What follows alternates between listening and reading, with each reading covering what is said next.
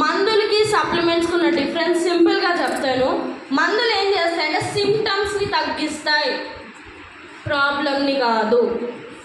మీకు ఏవైతే ఇప్పుడు ఆ ప్రాబ్లం వల్ల పెయిన్ వస్తుంది, పెయిన్ కిల్లర్ వేసుకుంటారు, ఆ పెయిన్ని మాత్రమే తగ్గిస్తుంది, సిమ్టమ్ని మాత్రమే తగ్గిస్తుంది ఇన్స్టెంట్గా.